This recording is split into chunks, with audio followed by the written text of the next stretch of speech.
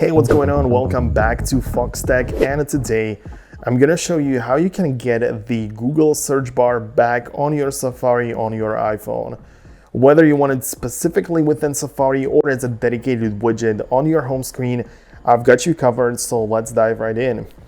At first, if you want a dedicated Google search bar on your iPhone, I would recommend you downloading the Google app from the App Store. And once you have the app, you can add a specific widget to your home screen. This widget lets you tap on it and instantly access the Google search bar, which is really useful. There you can just type in whatever you want to search, and it's quick and easy way to have it always available.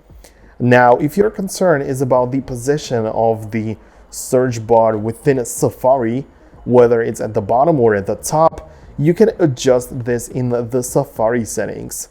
Some people prefer the search bar at the top as it was in earlier versions of iOS, while others might like it at the bottom for easier reach.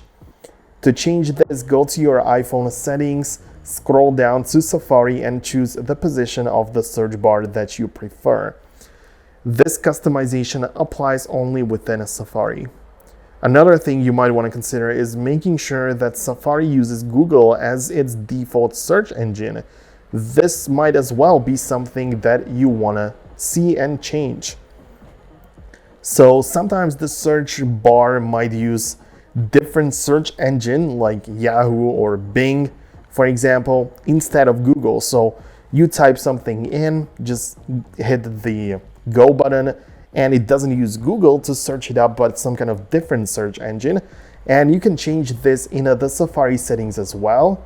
In the same section, look for the option that lets you choose your preferred search engine. Select Google, and from then on, every time you type in the URL bar or search bar, it will use Google for your searches. So no matter which option or which one you prefer the most, because it is up to you to decide which one works the best. But I hope you found this video useful. If you did, make sure to hit the thumbs up, subscribe below, and I will see you in the future.